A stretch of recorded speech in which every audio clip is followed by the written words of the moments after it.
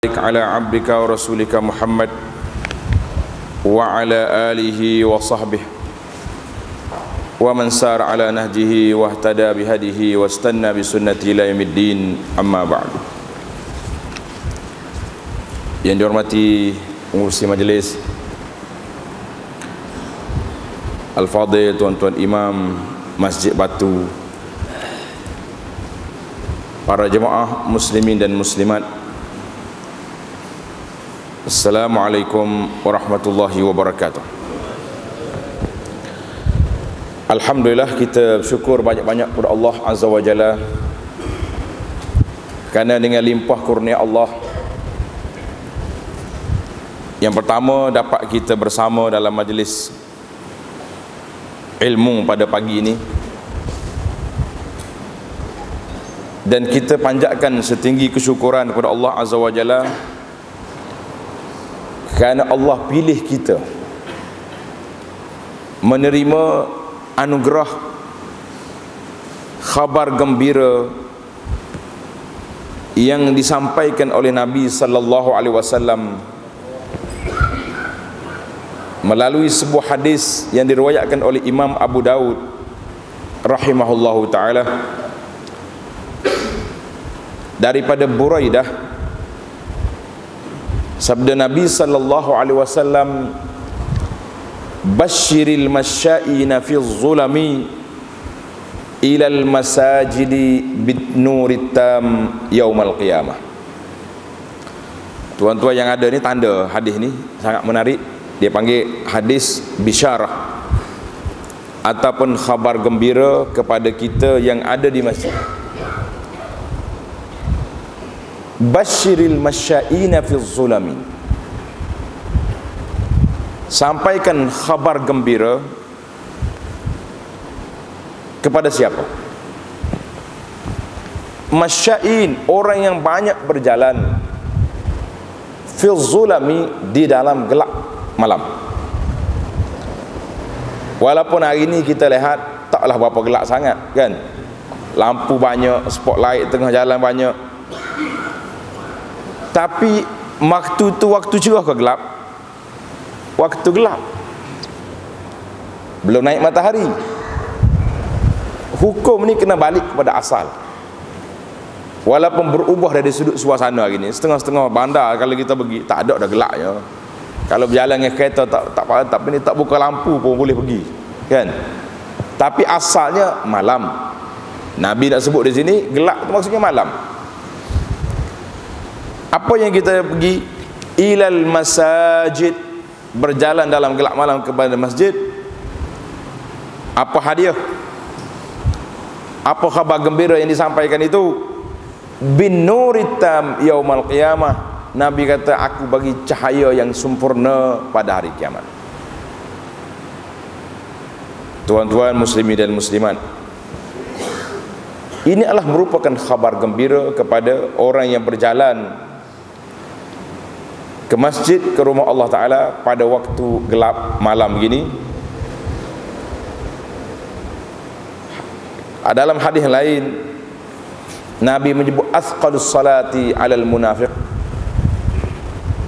solat yang berat kat atas orang golongan munafikin nak pergi, iaitulah solat yang gelap, Isya, subuh. Sebab orang munafikin dia pergi masjid bukan kerana nak pergi masjid, dia panggil pergi tunjuk muka. Istilah kita sekarang ni dia panggil tunjuk muka. Pergi tu bukan kerana solat, tapi pergi nak tunjuk dengan orang dia ni ada di masjid. Maka perbanyakkanlah langkah kita ke masjid sentiasa, khususnya pada malam-malam yang gelap gini, pada waktu pagi, pada waktu malam. Sebab di saat kita menerima berada dalam kegelapan di akhirat nanti, orang ni akan mendapatkan nuritam, cahaya yang sempurna pada ketika itu. Alhamdulillah para jemaah, Allah Ta'ala izin beri kita boleh bangun pergi solat subuh di zaman ini yang kita nampak payah nak sampai. Orang dah tepi masjid, waktu nak beli rumah tu jangan main dia semangat. Pergi tanya pemaju, mana tapak masjid. Oh, dia kata sini, saya nak beli rumah dekat dengan masjid. Bila duduk dekat masjid, tak pergi juga dia. Orang tanya, awak masa nak beli rumah dah semangat, kenapa tak pergi? Dia kata nanti tua esok. Rupanya dia beli tu bukan sekarang, untuk masa depan yang cemerlang. Nanti tua pencet-pencet esok baru nak pergi masjid. Tapi ada juga dalam kepala dia perancangan yang baik kan, nak pergi masjid, daripada dia jadi penunggu stesen bah tu buat apa. Jadi pada pagi ni, nama tu tak boleh nak tukar. Saya sebut tadi, walaupun malam dah jadi cerah, tapi nama tetap nama. Macam masjid kita ni dimasyhurkan. Ana tanya SU saat ni, kata kenapa nama dia Batu, tak tulis pula Masjid Batu kan, tak tulis, nama dia lain. Tapi kalau tanya nama masjid ni, orang tak apa kenal. Kalau kata Batu, kenal lalu. Walaupun Batu tu mungkin dah hilang, dah 100 tahun lebih dah, tapi sejarah tu ada. Jadi sempena dengan cerita Masjid Batu ni, saya nak tuan-tuan kita tadabbur ayat hari ni. Buka Al-Quran yang ada dalam handphone tu, ayat Al-Baqarah 74. Dia panggil kita mari Masjid Batu, kita cerita Batu, baru dia ada sejarah dia. Sejarah Masjid Batu. Mungkin tuan-tuan pun tak kaji bincang juga bab batu di sini. Cuma kita dok tahu batu permata, batu tu batu ni lah. Di Penang ni banyak batu. Batu apa lagi? Baik, buka Quran surah Al-Baqarah ayat 74. Jumpa dah. Ayat 74 ini duduk di celah-celah suatu cerita yang panjang tentang Bani Israel. Saya tak nak ulang panjang ceritanya. Kalau kita ulang panjang ni memang menarik. Tapi cukuplah saya letak tajuk 74. Para jemaah boleh tadabbur ayat ini. Daripada cerita Bani Israel ini panjang. Wa iz qala Musa liqaumihi. Tengok. Ayat Nabi Musa berlaku. Dalam Baqarah ni cerita Bani Israel. Ketika Bani Israel mari jumpa Nabi Musa, wa iz istasqa Musa liqaumihi, Nabi Musa minta supaya bagi air kepada kaum dia. Faqul nadrib bi'asakal hajar. Tengok ayat 60. Wa iz istasqa Musa. Ketika Nabi Musa alaihissalam istasqa, mana minta air kepada kaumnya, Allah kata idrib bi'asakal hajar. Mu pergi pukul dengan tongkatmu batu. Famfajarat min husnata asyrata aina, terpancar 12 mata air. Nikmat ke tidak dapat air? Nikmat. Kemudian bila mari pula turunnya makanan Allah Ta'ala beri pada Bani Israel, dia orang tak sabar. Wa iz qultum ya Musa lan nasbir. Musa, kami tak sabar dah duk makan satu jenis makanan ni. Fad'u lana, minta doa dengan Tuhan biar dia keluar makanan-makanan daripada bumi ni banyak jenis pula. Nabi Musa ni seorang nabi yang sabar menghadapi kerenah yang besar yang ditunjuk oleh Bani Israel. Dia pun berdoa. Kemudian banyak 2-3 isu dalam ni. Isu terakhir sebelum sampai kepada cerita batu yang kita nak sebut tadi, iaitulah berlaku pembunuhan di zaman Nabi Musa. Berlaku pembunuhan, tak tahu siapa pembunuh. Ini yang jadi surah ini, nama dia surah Al-Baqarah. Al-Baqarah tu mana apa? Lembu, sapi kata orang. Bila dia berlaku pembunuhan, ini Quran sebut. Jarang Quran nak detail macam ni, tapi oleh kerana cerita ni berulang-ulang, sampai zaman kita hari ni pun cerita Baqarah Bani Israel ni tak habis-habis juga. Ni mungkin kita berlaku. Saya tunjuk contoh lepas ni. Bila dia mari jumpa Nabi Musa, wa iz qala Musa liqaumihi innallaha ya'murukum an tazbahu baqarah. Nabi Musa kata, Allah Ta'ala suruh membalik sembelih lembu. Balik. sembelih lembu. Kalau dia dengar kata tak cakap banyak, balik ambil je lembu, bismillah, sembelih, sesah tak sesah masalah? Sesah masalah. Tapi perbezaan di antara pengikut Nabi Musa alaihissalam, Bani Israel, tidak sama dengan pengikut Nabi Muhammad sallallahu alaihi wasallam. Apa dia kata? Dia bukan nak dengar kata Nabi Musa. Tengok ayat 67. Minta maaf lah saya lompat ayat ni sebab masa kita kalau nak tafsir ni saja, cerita Bani Israel ni 3 hari tak habis. Qalu atattakhiduna huzwa. Subhanallah. Pengikut boleh kata kepada Nabi, atattakhiduna huzwa. Musa, mu nak main-main dengan kami? Ini menunjukkan ketaatan ke menunjukkan kecelaruan? Celaru. Nabi Musa suruh sembelih, dia kata Nabi Musa nak main-main. Qala a'udzubillahi an akuna minal jahili. Musa kata, aku minta berlindung Allah Ta'ala daripada jadi orang yang jahil macam pok kamu ni. Orang suruh sembelih banyak cerita. Kemudian dia cari tanya pula, suruh berdoa pula Allah Ta'ala jelaskan kepada kita, baqatul la faridun wala bikrun, apa jenis lembu ni? Tanya.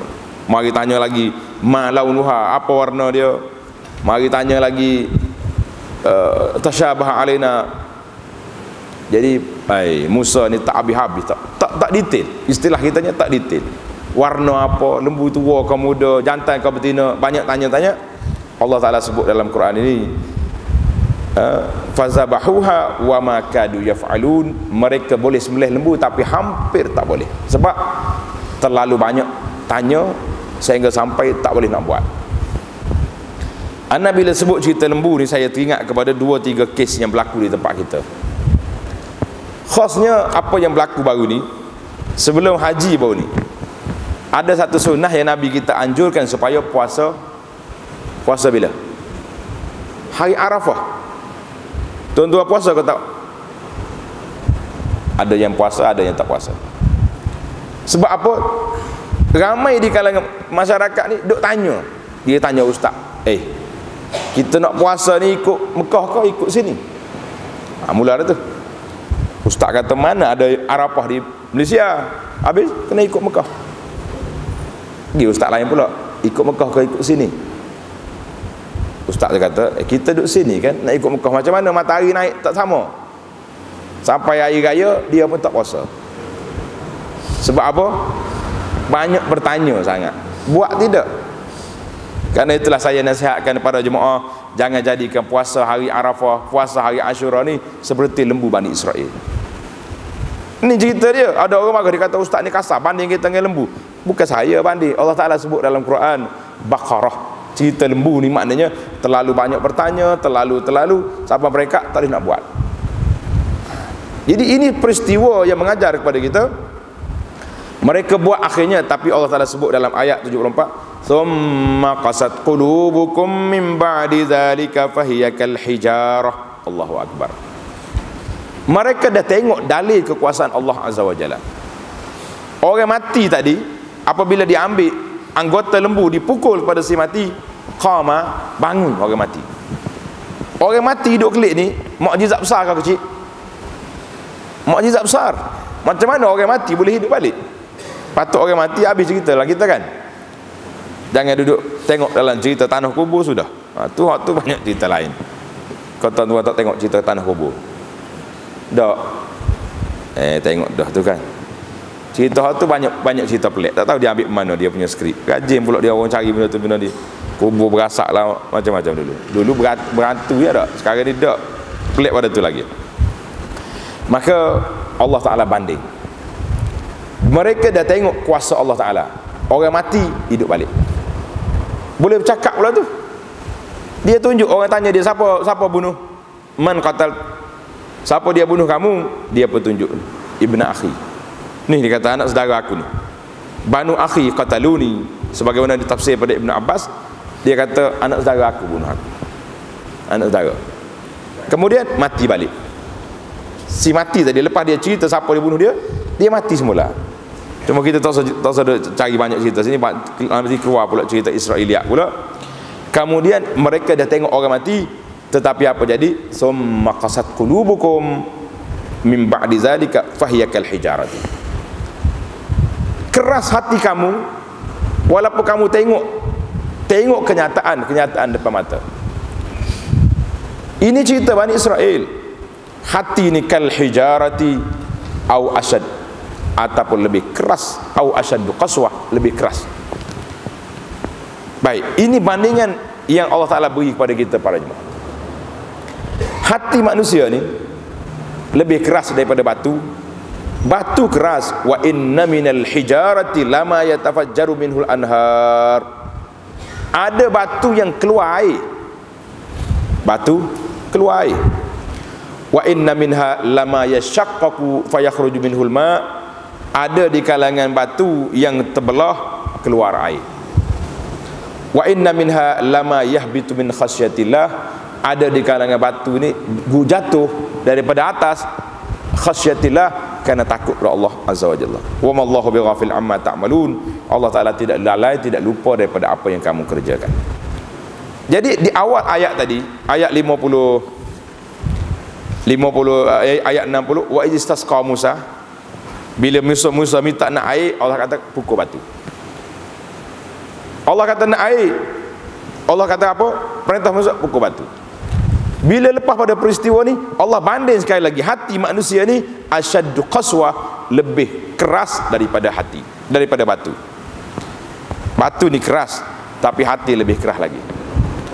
Jadi para jemaah, bila kita sebut tentang batu, banyak yang kita boleh tadabbur ayat ini, yang kita boleh fikir. Nak ketuk hati manusia senang ke payah? Sukar. Dengar Quran tak memberi kesan. Baca hadis Nabi sallallahu alaihi wasallam masih lagi tak ada apa-apa perubahan. Sebab hati itu lebih keras. Tapi bagi makhluk lain, Allah Ta'ala sebut dalam Al-Quran Ta'ala, alam ya'ni lil ladzina amanu an takhsha'a qulubuhum li dzikrillahi wa ma nazala minal haqq. Allah kata, tak lembutkan hati kamu, hei orang yang beriman. Alam ya'ni lil ladzina amanu, bila an takhsha'a qulubuhum li dzikrillah, hati mereka ini lembut apabila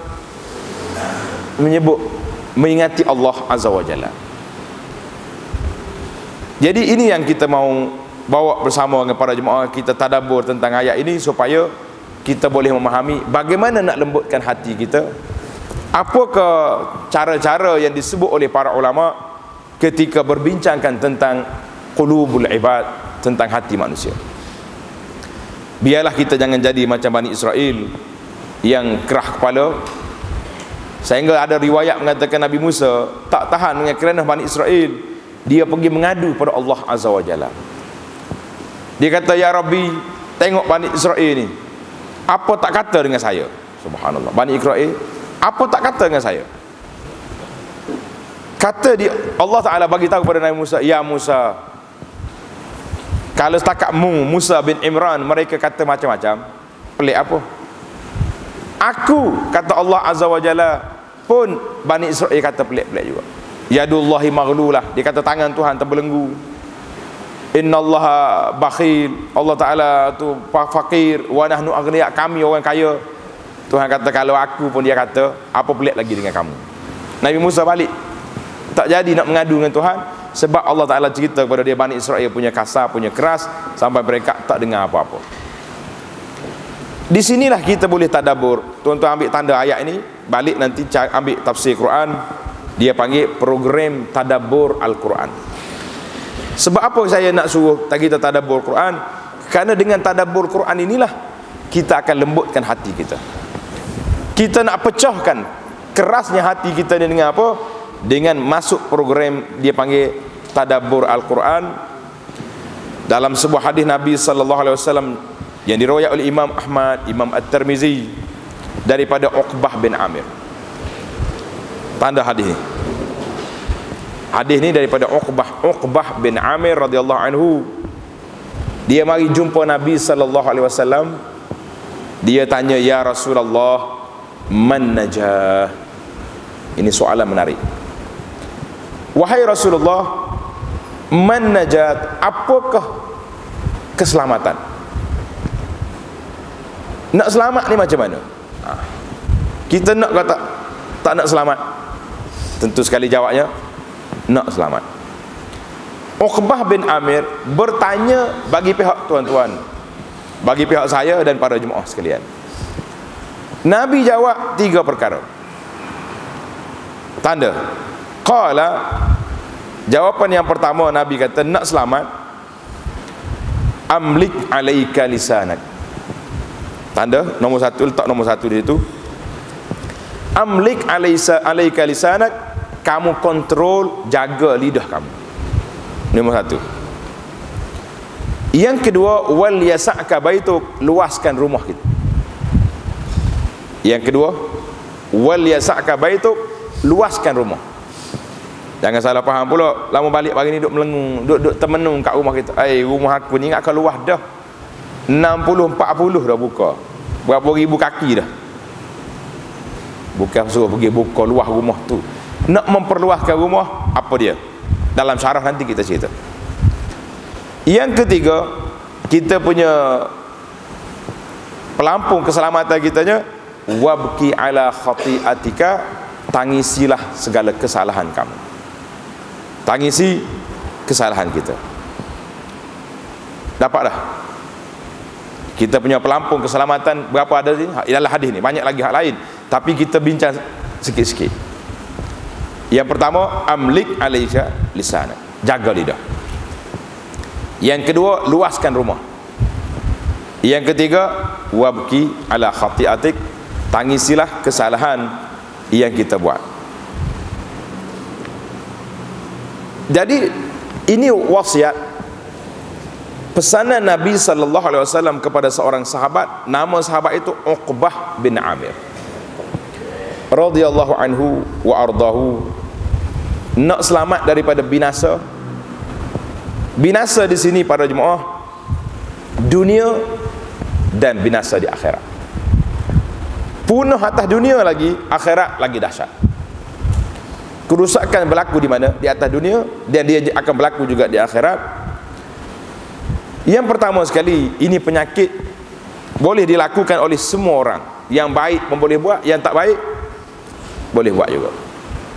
Penyakit apa? Penyakit lisan, penyakit lidah.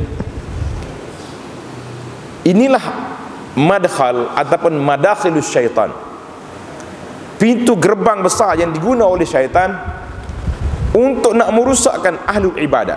Orang yang baik-baik, dia masuk ikut mana? Melalui pintu utama. Apa dia pintu utama?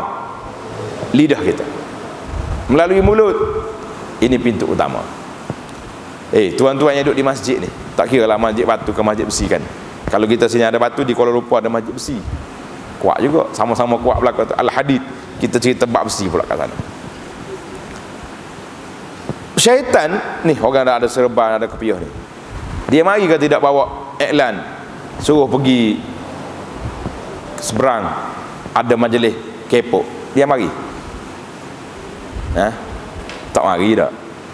Aku baru balik Mekah ni, kopiah pun tak berkarat lagi. Nak ajak pergi tempat lompat-lompat, pergi tak pergi kita?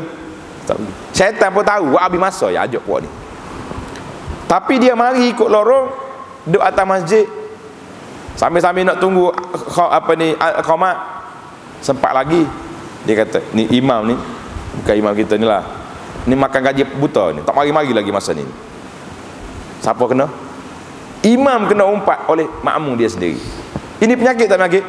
Inilah pintu masuk syaitan. Dia boleh buat orang yang soleh duduk atas masjid boleh, bahkan depan Kaabah pun boleh lagi. Orang duduk depan Kaabah boleh mengumpat orang? Boleh. Ini penyakit yang paling hebat. Karena itulah setiap kita, wasiat yang pertama Nabi kata amsik ataupun amlik alaika lisanak, jaga lidah kamu ini. Kita teringat kepada firman Allah Ta'ala di dalam surah Qaf ayat 18, ma yalfizu min qaulin illa ladaihi raqibun atid. Tidak ada satu lafaz yang keluar daripada mulut seorang itu illa ladaihi raqibun atid, kecuali ada raqib, ada atid, ada malaikat yang menulis. Hari ini kenapa kita leka lalai dalam tajuk ini? Kenapa kita tidak jaga perkataan kita. Hari ini bertukar dah pula. Dulu orang bercakap dengan lidah, kan? Hari ini orang bercakap dengan apa? Cakap dengan apa? Dengan tangan. Dia duduk sebelah ni ya. Patut jom ya. Lepas ni kita pergi sana. Dah. Anak dengan mak, anak. Mak dekat depan atas kereta, anak duduk belakang. Dia boleh tulis. Mak berhenti kat depan tu, kita makan di restoran siap. Mak dia pun jawab, yes. Cakap dengan apa? Dengan mulut ke dengan tangan? Dengan tangan hari ni. Tapi hukumnya masih lagi yalfizu min qaulin, masih lagi hukum bercakap dengan mulut. Aku cakap dengan tangan, tulis dengan tangan. Tak. Apa yang kita tulis, apa yang kita forward, apa yang kita share di dalam hak kita, dalam telefon kita ke, dalam Facebook kita ke, dalam WhatsApp kita, apa yang kita guna alat model-model ada hari ni, tuan-tuan kena ingat, ladaihi raqibun atid, ada raqib, ada atid. Ada penulis. Dia ni telah share benda ni. Maka walaupun hadis ni jaga lidah, tapi dia kena jaga semua anggota-anggota yang menyampaikan maklumat pada masyarakat. Saya berniat baik lah, saya share ni, saya niat baik. Tapi niat baik itu biarlah kita baca dulu. Apa yang kita baca? Ini hadis Nabi sekian-sekian, sabda Nabi SAW gini-gini, tapi riwayat dia bawah tak ada langsung. Siapa dia hantar tak tahu siapa. Baiklah tuan-tuan, tak payah duk forward lah. Kalau ada ustaz yang kita kenal, kita hantar pergi ke ustaz dulu. Ustaz Al-Fadhil, ustaz yang berbahagia, minta ambil masa sikit, 2 minit, setengah minit, cuba saya buat hadis ni, saya rasa sangat menarik isi kandungannya, tapi sahih ke tak sahih? Tanya dulu, letak situ. Sebab ini tanggungjawab kita. Duduk sebat, tulis pula ke bawah. Siap, jangan jadi manusia bakhil. Hantar pula kepada kawan-kawan. Kadang-kadang dia paksa pula suruh hantar 10 orang. Allahu Akbar. Saya ingat dulu, zaman kita remaja dulu, sibuk duk foto state, dia panggil kertas apa tu, surat berantai. Saya ingat tu, dah foto state kau dulu.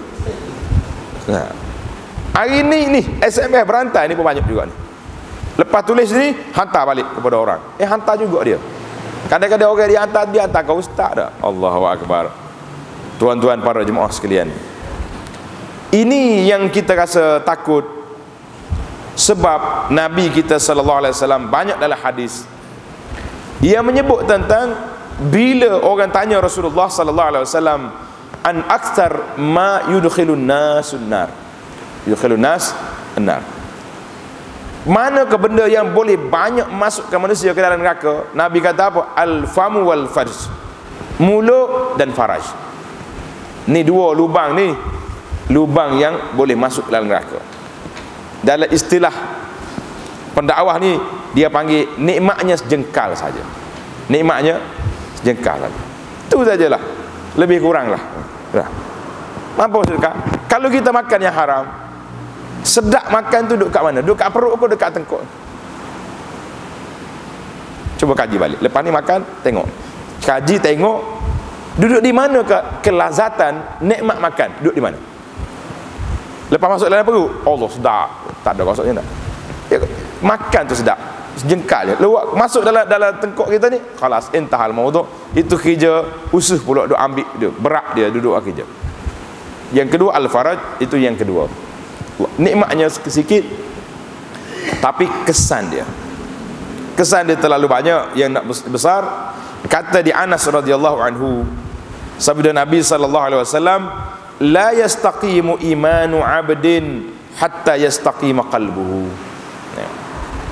La yastaqim imanu 'abdin, tidak istiqamah, tidak teguh, tegak iman seorang hamba itu sehingga tetap hati dia teguh, iman dia kuat. Hari ini kita nak kata teguh ke tak teguh, insya-Allah lah. Mudah-mudahan hati kita ni semua teguh, beriman pada Allah Azza wa Jalla, tidak goyah. Marilah orang bawa godaan bersama mana pun, kita tidak akan lari daripada iman, insya-Allah.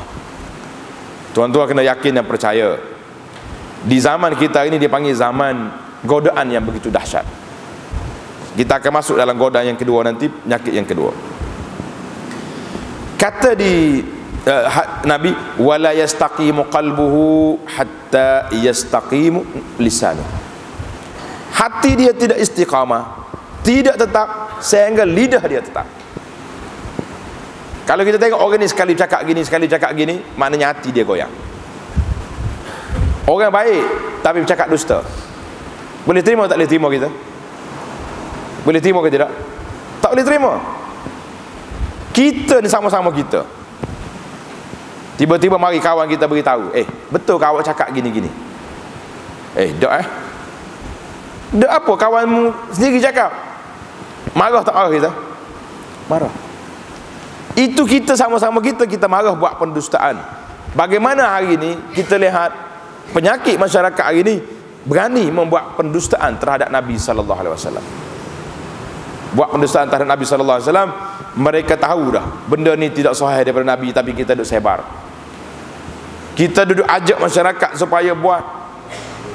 Hari ini pula kecelaruan timbul dalam masyarakat kita ni apabila ada anak orang Islam mempertikaikan undang-undang Islam. Mempertikai undang-undang Islam sebab mereka ni tak percaya. Nak kata tak beriman terus, dia kata dia orang Islam. Dalam kad pengenalan pun tulis Islam, tapi bab aurat tudung tak mau pakai. Bab solat kita tak tengok, tak nak nafi. Kita ambil kata-kata dia saja. Bab mana lagi? Ni dalam bab harta pusaka. Terang-terang mereka lawan. Dia kata Allah Ta'ala pun tidak adil juga. Kenapa harta pusaka tidak dibagi sama banyak? Adik-beradik, perempuan laki-laki, yang laki-laki ambil 2, yang perempuan dapat 1. Tak adil Tuhan. Maknanya kalau tak adil Quran ni mari daripada siapa? Min indillah. Mana Tuhan tak adil. Yang saya sedihnya bila mahkamah di Malaysia ni boleh memberi ruang membela orang-orang macam ni sampai peringkat semalam keputusan yang terbaru boleh pula orang laki-laki nak pakai baju orang perempuan. Mahkamah syariah jadi kecil, jadi hina bila berbanding dengan mahkamah yang ditinggal oleh orang putih look rap kepada kita. Tuan-tuan kena sedar, hak Islam duduk di mana? Hak orang Islam duduk di mana? Duduk di kebebasan beramal dengan undang-undang Islam yang diturunkan oleh Allah Azza wa Jalla. Hari ini orang bercakap tentang hak, macam-macam hak ada. Hak asasi manusia lah, hak asasi wanita, hak asasi hayawan. Siapa mereka? Tak tahulah, mungkin mereka tersalah. Mereka nak suruh pergi bagi dakak anjing lah, macam-macam cerita ada. Sikit lagi kita dakak harimau pula, baru naik taraf sikit. Tak apalah, hak asasi. Tapi yang kita tertinggal dalam perjuangan kita ni, di mana hak asasi Islam? Ini tertinggal. Apa dia hak asasi Islam? Hak asasi anak orang Islam sebagai seorang Muslim, di mana hak mereka?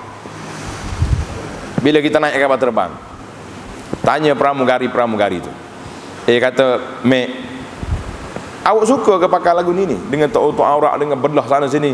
Dia kata, saya pun tak ada kerja lain, nak kerja ni. Kalau ada kerja lain boleh kita suka. Yang tak membenarkan budak-budak ni tutup aurat siapa? Undang-undang, peraturan yang dibuat oleh syarikat. Patutnya sebagai hak asasi wanita, mereka diberi hak untuk menutup aurat. Itu hak asasi. Allah, banyaklah kalau kita nak mempertikaikan.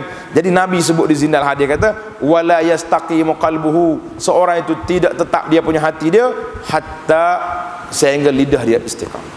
Mana kalau orang ni masih boleh bercakap dusta, masih boleh menghina Islam, masih boleh mempertikaikan sunnah Nabi sallallahu alaihi wasallam, kita mengatakan orang ni masih punca kerusakan di mana dia punya generator dia rusak di dalam, bukan rusak di luar. Luar tu dia panggil simbol ataupun lambang kerusakan duduk di luar, tapi asal rusaknya dalam. Yang ketiga, Nabi kata wala yadkhulul jannata hatta ya'man jaruhu bawa'iqahu. Seorang itu tak boleh masuk syurga sehingga jiran tetangga dia rasa aman. Jiran tetangga rasa aman. Jadi kita ni walaupun kita duduk di masjid, walaupun kita duduk di surau, tapi kita kena ingat jiran-jiran itu ada hak mereka sendiri. Jadi tak bolehlah kita buat bising malam-malam, contohnya sampai peringkat orang nak tidur tengah malam pun tak boleh. Itu dia panggil hak asasi yang ada ruang untuk diperbahas dan diperbincangkan. Sebab hak asasi jiran tetangga besar. Sehingga Nabi kita sallallahu alaihi wasallam beritahu tak ada orang boleh masuk syurga hatta ya'man jaruhu bawa'iqahu, sehingga jiran tetangga dia rasa aman dengan keadaan dia. Jadi para jemaah sekalian, ini yang pertama wasiat Rasulullah sallallahu alaihi wasallam. Yang pertama Nabi kata apa? Amsik alaika lisanak, jaga lidah kita. Tuan-tuan kena ingat satu peristiwa renungan, dia panggil peristiwa renungan. Kata di para ulama ketika membahaskan tentang tajuk ini, iaitulah manusia yang sangat kecewa pada hari kiamat. Kita renung di sini, mudah-mudahan Allah selamatkan kita. Manusia yang paling kecewa pada hari kiamat siapa? Tuan-tuan baca tanda dalam hadis yang dikeluarkan oleh Imam Muslim, dia panggil hadis Al-Muflis. Hadis Al-Muflis. Al-Muflis ni kata Nabi sallallahu alaihi wasallam, man ya'ti yaumal qiyamati bisiyamin wa salatin wa zakatin. Mereka yang datang pada hari kiamat bawa pahala, solat ada, puasa ada, sedekah ada, zakat ada, bawa banyak dia punya pahala. Wa ya'ti qad syatama irda haza, tapi dia mari dia telah duduk menjatuhkan kehormatan diri orang ni. Kita duk cerca orang, duk maki orang, duk tulis kata uduh kepada orang dalam surat khabar, dalam Facebook, dalam TV, macam-macam benda cerita. Apa jadi? Wa qazafa haza, tuduh orang ni berzina. Wa akala mal haza, duk ambil harta orang. Apa jadi? Bila mari pada hari kiamat, orang yang dituduh dikhianat akan mari ambil pahala dia. Orang ni mari memaki aku, aku tak ada salah apa dengan awak, ambil satu pahala. Okay. Mari orang lain pula, kamu dulu atas dunia mau ambil harta aku tanpa sebab, ambil. Akhir sekali semua pahala yang dibawa diambil oleh orang lain.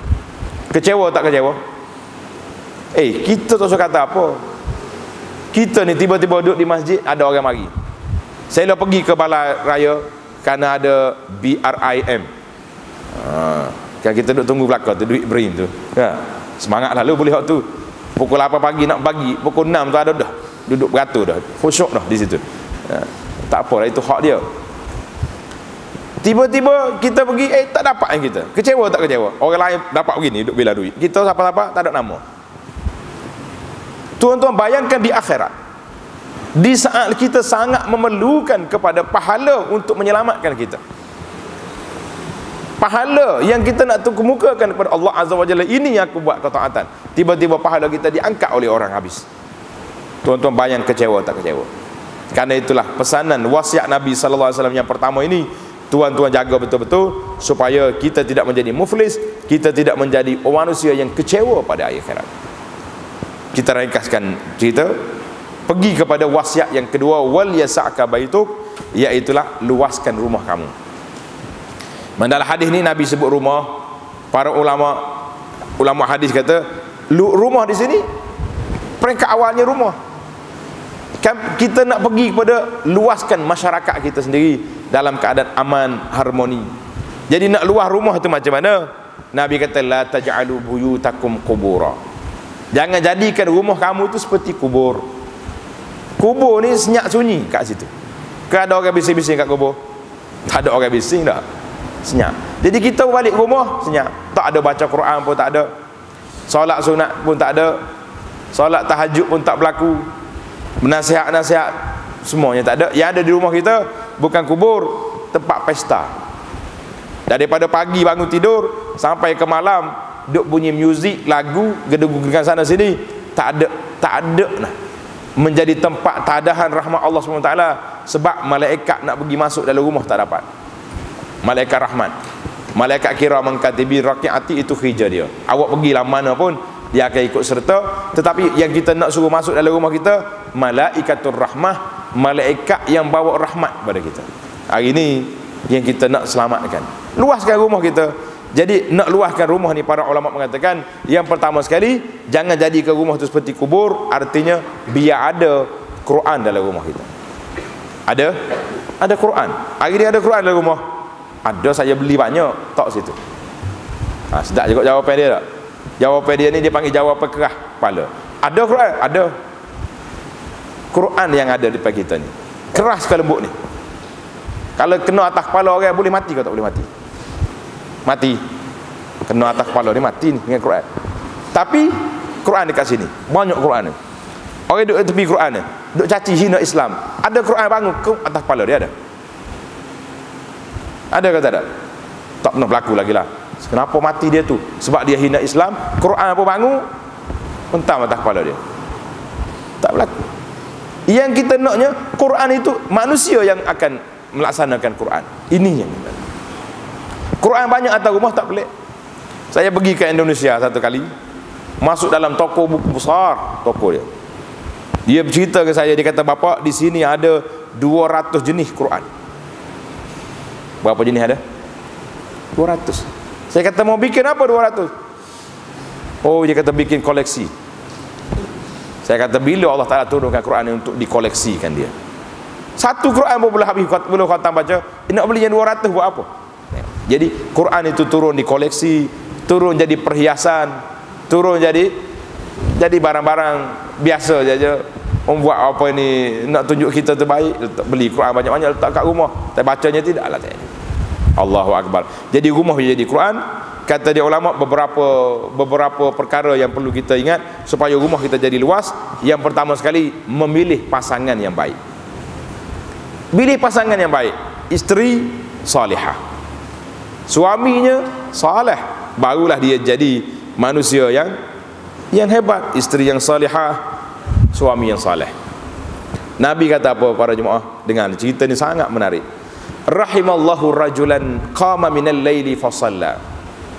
Allah Ta'ala beri rahmat kepada suami yang bangun pada waktu malam salat, fa ayqaza imra'atahu, dia kejutkan isteri dia suruh bangun salat juga, fa salat. Fa in abad, kalau tak bangun, nadha fi wajhil ma, Nabi kata ambil air sapu di muka dia. Saya ingat kalau suami buat ke isteri tak ada masalah. Tapi hadis ni Nabi kata Allah Ta'ala bagi rahmat kepada seorang isteri yang bangun pada waktu malam kejut suami dia. Yang kedua ni agak masalah. Silap-silap kena tendang dia. Bangun aku nak kerja esok mari duduk letak air kat muka ni. Pasal itulah kita nak suami isteri yang saleh, salihah. Orang dia MOU siap-siap dah. Saya nak bangun tahajud ni pukul 5 ni malam ni. Awak bersedia? Sedia. Kalau tak bangun juga air berjalan, tak apa. Tapi kalau tak MOU tiba-tiba mari sejuk air. Allahu Akbar, cari pasar. Nak bangun tahajud jadi kelahi sampai ke pagi pula buat apa? Nak meluahkan rumah kita, yang pertama sekali pasangan yang baik. Allah silap dah. Pasal itulah Nabi sebut dalam hadis, iza ja'akum man tardawna dinahu wa khuluquhu fazawwiju. Apabila datang kepada kamu orang yang kamu redha akhlak dia, kamu redha dia punya agama dia, kita redha, zawwiju, kawinkan dia. Mari pemuda-pemuda Islam ni, kita tak tanya dalam bab solat, dalam bab akidah, dalam bab perjuangan. Yang kita tanyanya, kerja di mana? Besar ke kecil pangkat? Ini perkiraan kita, perkiraan dunia mahdah semata-mata. Tak salah tanya, tapi biarlah nombor 2, nombor 3 soalan pangkat. Yang pertama sekali, saya nak, awak nak pindah anak saya ni solat bagaimana? Oh, saya jaga solat pak cik. Berapa rukun solat? Silap-silap dia tanya. Pak cik pun tak ingat tu, tanya saya dah. Kelahi pula mengapa menantu. Tak di situ dulu. Kriteria yang pertama saleh, orang yang beriman pada Allah Azza wa Jalla. Dengan taraf kita lah, jangan duduk interview banyak-banyak. Nanti dia tanya kita pula tak jawab ke susah pula kita. Yang kedua, tu lepas dah kita. Dah kahwin belakang kan. Saya pun tak nak suruh lah cari satu lagi, cari masalah banyak. Bukan semua orang mampu. Yang kedua, yang ketiga tu. Yang satu ni politik dah kita. Yang kedua, as-sa'yu fi islahiz zaujah. Yang kedua, perbaikilah ibu rumah tu sendiri. Isteri kita salat, alhamdulillah. Isteri kita ni suka gimana? Tanya. Kadang-kadang hilang dia. Balik-balik buat balik tangkal azimat. Orang perempuan yang mudah percaya kepada dukun-dukun, bomoh-bomoh mudah percaya. Ini penyakit. Kita pergi masjid, bini pergi masjid bomoh, la abadan sama sekali. Kita pergi kuliah ilmu, bini kita duduk munah mandi di pasar malam, la. Jadi jaga biar dia orang ni boleh duduk sekali dengan kita, boleh berjalan, boleh pergi masjid, boleh pergi kuliah dan sebagainya. Jadi islah, tutup aurat, jaga baik-baik. Tak jaga, suruh dia tutup aurat. Oh, jadi benda kecil ustaz tutup aurat lah. Ingat tadi dalam hadis yang kita awal tadi Nabi sebut, tidak istiqamah hati dia kalau lidah tak ada. Tidak istiqamah hati dia kalau anggota masih lagi maksiat derhaka kepada Allah Azza wa Jalla. Letak di situ. Kemudian yang ketiga, nak luahkan rumah kita ni, dia panggil ihtimam bitarbiyatil aulad. Biarlah kita ambil berat tentang pendidikan anak-anak kita. Pendidikan anak-anak biar jelas. Ni sempena dengan dia panggil ma'al hijrah, awal tahun Hijri. Biasa orang duk cerita Nabi kita berjalan pergi dalam gua kan, Gua Saur, kemudian pergi ke Madinah, dikejar oleh orang tua orang ni. Yang saya nak tuan-tuan hijrah di sini di mana? Ambil daripada Nabi Allah Ibrahim alaihissalam. Ibrahim alaihissalam, dua ayat Allah Taala sebut. Ibrahim kata, wa qala inni zahibun ila rabbi sayahdin. Aku pergi kepada Tuhan. Dalam riwayat yang kedua, fa amana lahu wa qala inni muhajirun. Inni muhajirun. Satu riwayat kata aku bermuhajir ila rabbi. Ayat yang kedua, inni zahibun ila rabbi. Aku pergi kepada Tuhan. Ini konsep hijrah kita. Kalau setakat hijrah pindah rumah ke rumah, biasa tu. Pindah negeri ke negeri, biasa. Tapi proses hijrah yang hakiki yang kita nak hidupkan di sini, iaitulah hijrah Nabi Allah Ibrahim alaihissalam, muhajirun ila rabbi, hijrah pergi kepada Tuhan. Tuan-tuan ambil cerita Nabi Ibrahim ini sebagai cerita yang besar, yang untuk kita tadabbur, yang kita nak jaganya. Inni muhajirun. Ada kata inni zahibun, aku pergi kepada Tuhan aku. Jadi tuan-tuan ambillah ayat-ayat Quran ini supaya kita boleh tanda, boleh kita tadabbur. Saya nak tuan-tuan tadabbur Al-Quran. Ayat yang pertama, tulis surah Al-Ankabut ayat 26, fa'amana lahu Lut wa qala inni muhajirun ila rabbi. Dalam surah As-Saffat, Ibrahim kata wa qala inni zahibun ila rabbi sayahdin. Aku pergi kepada Tuhan supaya Tuhan tunjukkan jalanan. Jadi kita hari ini nak terbiah didik anak-anak kita.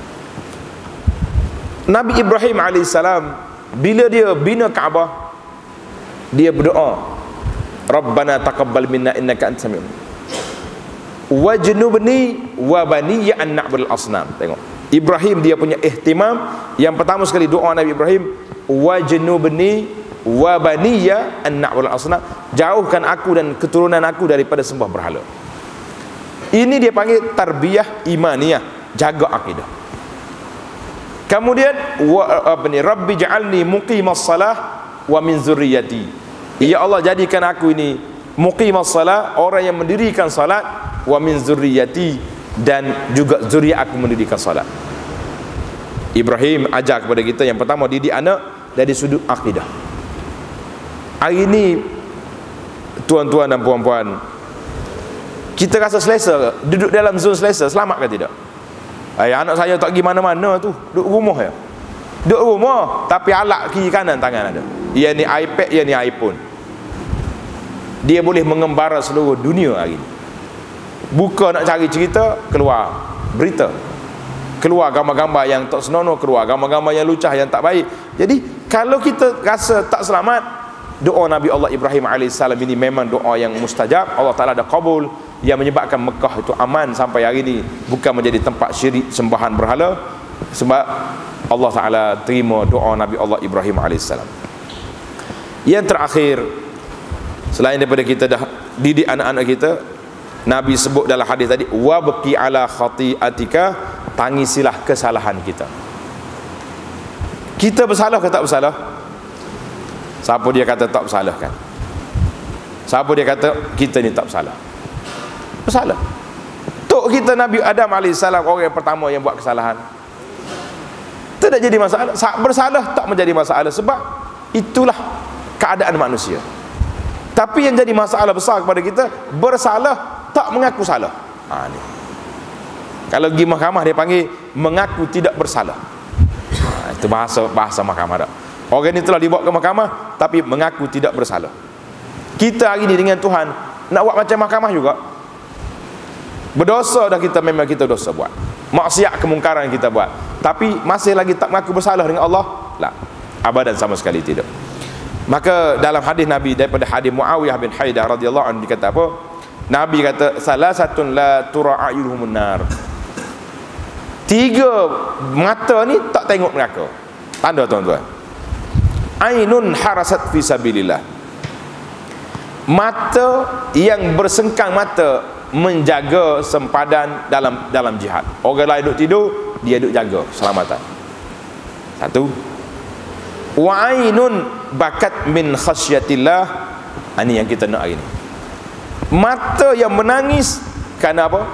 Takut pada Allah Azza wa Jalla. Hari ni berapa banyak dah air mata kita tumpah kerana takut dengan Allah? Banyak. Alhamdulillah. Tahu, saya selalu menangis. Kenapa?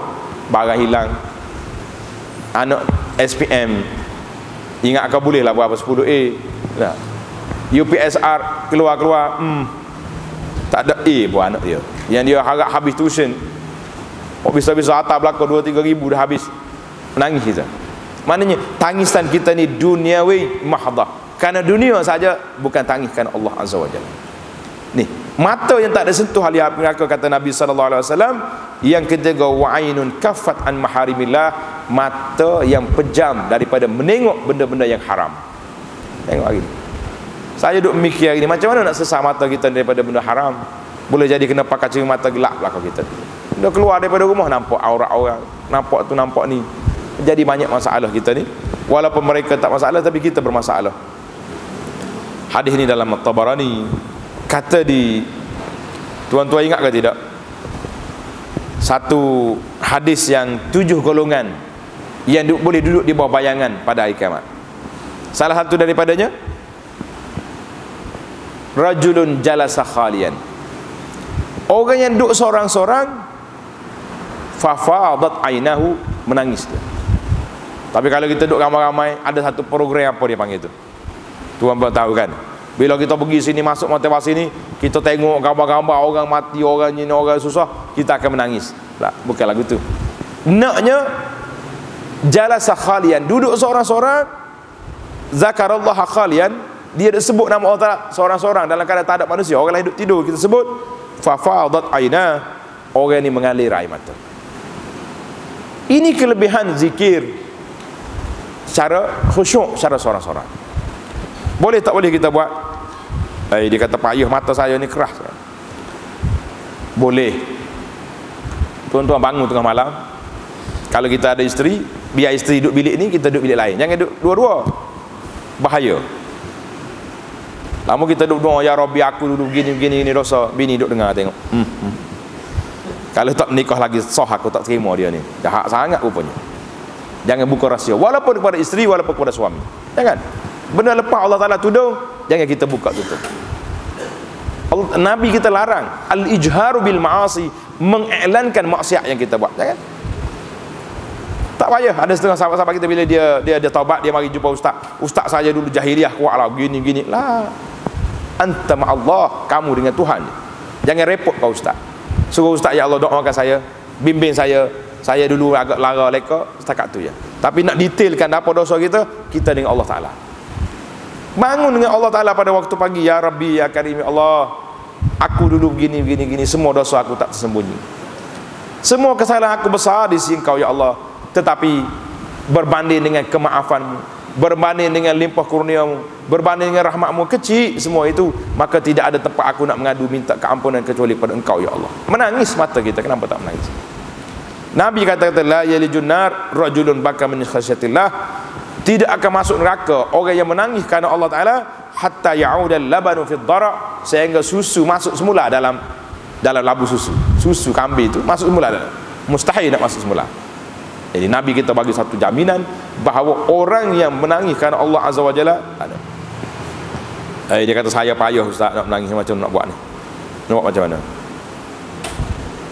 Salah satu dari formula yang disebut oleh para ulama, iaitulah banyak ziarah kubur. Saya pergi juga bawa anak-anak, tak menangis, bawa anak-anak duk main gambar selfie atas kubur ya. Kan? Kita pergi malam, lalu dekat kubur, berhenti situ, boleh pergi malam kubur seorang-seorang. Tak ada orang sanggup. Tak sanggup cerita ni, lama dah sebenarnya. Saya pergi ceramah di hospital. Di hospital ni, kata mana hak penjaga bilik mayat? Ada pegawai saya dia. Kata awak boleh pergi kubur seorang-seorang malam-malam? Tak berani. Kata mu jaga bilik mayat boleh, pergi kubur tak boleh. Dia kata bilik mayat ada pintu. Bilik mayat ada pintu, kubur tak ada pintu, mari ikut mana tak tahu. Allah kata pandai, dia punya falsafah tinggi darjah. Boleh dia main macam tu. Kita pergi kubur, kita baca salamnya Nabi kita aja. Assalamualaikum ya dara qaumul mu'minin wa inna insyaallah bikum lahiqun. Salam pada kamu hai penduduk kampung ni. Mu pergi dulu, kami akan ikut sekali. Bila kita ikut sekali, tuan-tuan bayangkan apa yang kita nak buat bila kita duduk dalam kubur seorang-seorang. Mana ada mata tak menangis ketika itu. Ini salah satu daripada pemula banyak mengingatkan akhirat. Sayyidina Uthman bin Affan radhiyallahu anhu bila pergi ke kubur, dia menangis sampai basah janggut. Orang tanya, ya Uthman, mu duk ceramah surga neraka kamu tak menangis, tapi bagi ke kubur kenapa kamu menangis? Uthman kata, kubur ni ma'afza', betapa dahsyatnya kalau kita duduk di kubur, kita tengok dengan perhatian kita. Tapi kalau kita pergi kubur suka-suka, ya lah, tidak akan beri kesan kepada kita. Jadi para jemaah sekalian, Al-Imam Hasan Basri kata apa? Ma ra'aitu mislun nar nama haribuha. Aku tak tengoklah seperti neraka ni yang begitu dahsyat dia punya cerita dianya, tapi masih lagi ada kita boleh tidur. Orang tak mau neraka boleh tidur, pelik. Wala misal jannatin nama talibuha. Aku rasa pelik juga syurga yang begitu besar Allah SWT janjikan kepada kita, tapi orang nak syurga duduk tidur ya malam-malam, tak ada zikir, tak ada Quran, tak ada tahajud. Ajaib ke tak ajaib? Jadi kita menangislah, kata Nabi SAW, wabki ala khati'atika. Itulah di antara 3 wasiat Nabi SAW yang kita boleh namakan tazkirah kita pagi ini. 3 wasiat ia menyelamatkan kita di dunia dan di akhirat. Yang akhir sekali, saya ingat masa dah cukup. Kita punya syuruk apa? Naik matahari 7.3 minit 7.3 minit. Jadi ada satu hadis ini sebahagian ulama mengatakan tidak kuat, tapi ramai ulama yang menerima sanad dia. Hadis diriwayat oleh Imam At-Tirmizi, kata Nabi sallallahu alaihi wasallam, man shallal ghadata fi jama'atin. Tanda hadis. Lepas ni tulis besar-besar. Siapa dia solat subuh berjamaah. Berjamaah ni di masjid lah. Mana ada jemaah di rumah dia kan. Thumma qa'ada yazkurullah. Kemudian dia duduk di masjid tempat dia solat jemaah, yazkurullah, berzikir. Ni kita ni berzikir ke tidak? Zikir. Zikir ni bukannya duduk mengatik saja. Zikir ni kata di para ulama, majlisul halali wal haram, majlisul zikri. Zikir, majlis zikir tu majlis duk bincang tentang halal dengan haram ni, tentang nak ingat ke akhirat, nak ingat ke mati, majlis zikir.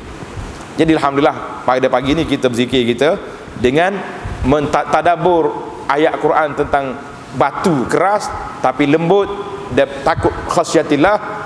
Kita juga dapat 3 wasiat Nabi bagaimana nak lembutkan hati kita. Nabi mengatakan wabki ala khati'atik, zikir. Jadi kita duduk daripada subuh tadi sampai ke naik matahari, hatta tatlu asyams. Bila naik matahari, masuk waktu syuruk tu, jangan solat tu. Itu dia panggil tamatnya waktu subuh. Waktu subuh tamat, itu waktu larangan solat. Kita kena tunggu paling awal yang boleh. Setakat yang sahabat-sahabat kita di Falak cerita 10 minit. Maknanya kalau 7.3 minit, maknanya 7.13 bolehlah. Apa kita nak buat? Summa shalla rak'atain. Dia solat 2 rakaat. Jadi tuan-tuan muslimin dan juga muslimat, jangan bangun, jangan keluar, kita solat dulu lepas ni. Solat masing-masing lah. Jangan pula ada qomak pula kan, susah pula. Jangan qomak. Apa kita dapat? Dapat apa? Tanda nak suruh solat ni. Kanat lahu ka ajri hajjatin wa umratin. Dia akan dapat pahala haji dan umrah tamatin. Yang sempurna. Besar ke kecil nak dapat haji sempurna ni? Tanya orang pergi haji. Orang pergi haji bukan senang para jemaah nak dapat haji yang sempurna. Orang lain duk sibuk nak cari haji mabrur, menangis-nangis. Ramai lagi pak cik kita duk cari haji Marlboro di Mekah. Tahu mana haji Marlboro? Di Arafah isap rokok, tidak haji Marlboro kan. Nah, ya kalau orang pergi haji saya kata jangan. Aku tengok je isap rokok di Mina di Arafah, saya akan keluar satu CJ haji Marlboro, bukan haji mabrur. Haji mabrur saya tak boleh keluar CJ sebab Allah Taala yang tahu mabrur tak mabrur. Tapi haji Marlboro kita boleh keluar CJ sebab kita tengok dia isap rokok. Nak Marlboro tu lama lah contoh. Ingat dah hadis? Ulang balik. Kau dah tulis dah? Apa tulis? Siapa dia solat subuh berjamaah? Ulang sekali lagi. Kemudian dia duduk di sini tempat solat ni. Ada orang kuliah dengar. Tak ada orang kuliah, baca Quran, baca zikir maksurat pagi, kan? Baca Quran, zikir, baca buku-buku apa ni? Buku-buku agama yang kita bawa. Hatta tatlu asyam. Sehingga matahari naik, melepasi 10 minit atau 15 minit waktu syuruk. Kemudian salat rakaat ini dia salat 2 rakaat, ditulis baginya pahala haji dan umrah yang sempurna. Pahala yang ni. Lama kata lepas-lepas solat ni pergi jabat tabah haji, cancel, ambil semula duit nak pergi haji tak payah. Pada tu cukup dah, dapat dah haji hari ni lah. Besar ke tidak pahala? Itu zalika fadlullah, kelebihan Allah Taala yang beri. Kita nak keluar satu-satu pahala ni para jemaah, mesti ada authority. Ada authority. Authority siapa yang ada authority atas dunia ni? Rasulullah sallallahu alaihi wasallam.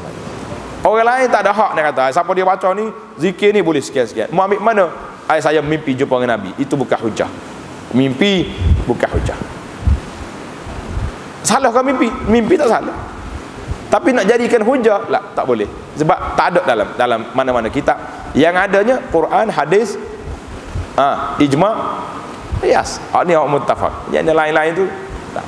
Jadi para jemaah, alhamdulillah masa yang kita tunggu sudah cukup. Saya biasa gitulah. Lepas subuh ni kita akan tunggu sampai selesai naik matahari. Sebab saya nak para jemaah sekalian amali. Kita baca hadis, kita buat terus. Hari ni kan orang duk ngaji hadis, nak hadis musalsal dia panggil. Hadis musalsal ni bersambung. Kalau buat gini kan ni cara dia. Jadi kita pun kita belajar hadis ni diriwayat oleh Imam At-Tirmizi. Diriwayat oleh Imam At-Tirmizi rahimahullahu taala. Kita dapat pahala haji dan umrah. Jadi alhamdulillah setakat itulah yang dapat saya tazkirahkan kepada para jemaah sekalian. Dan yang kita nak ijazah bersanad dia panggil pada pagi ini, iaitulah duduk lepas subuh sehingga kita naik matahari, kemudian kita solat rakaat ini. Timbul lagi soalan, ni bukan cerita Bani Israel ni. Takut dia tanya soalan ni, nak solat apa? Tak juga soalan dah. Bila kita cerita lembu ni, kita habislah cerita. Takut kelahi pak bawah ni, ustaz tak cerita pula solat apa tadi tu. Saya cerita selalulah supaya tak. Jadi di sini para ulama mengatakan ada dalam buku-buku solat sunat itu dipanggil sunat isyraq kan, solat sunat isyraq.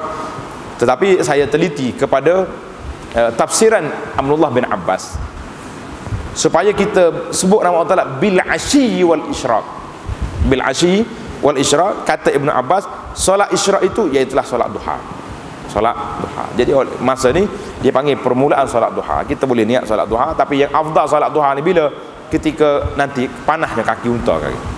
Bila kaki unta panas pukul 9.30 pukul 10 nanti, itu waktu afdal. Kita ambil hal ni dulu untuk dapat pahala haji dengan umrah. Kemudian yang afdal kita solat duha lagi di pada waktu panas kaki unta kaki. Nabi sebut dalam ini salatul awabin. Salatul awabin hina tarmadul fisal. Salatul awabin ni mana solat orang yang awab, orang yang banyak kembali kepada Allah Taala ketika unta panah, dia bangun dah. Anak unta tu bangun dah. Pasal apa? Kau habis masa dah. Boleh lagi. Sebab apa? Solat duha ni nama salatul awabin. Ini soalan. Jemaah kata salah tu ustaz. Ada orang mari, orang tua-tua kita ni. Dia kata saya belajar dalam kitab salatul awabin lepas maghrib. Kan? Dalam buku apa ni solat sunat. Yang lepas maghrib itu hadis dia dipertikaikan oleh ulama. Tapi hadis ni salatul duha ni diterima.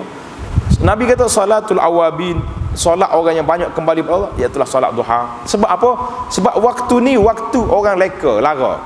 Orang pergi pejabat, orang pergi ke pasar, orang pergi sini-sini, tiba-tiba ada hamba Allah Taala ini mampu sujud kepada Allah Taala. Dia panggil solat awabi.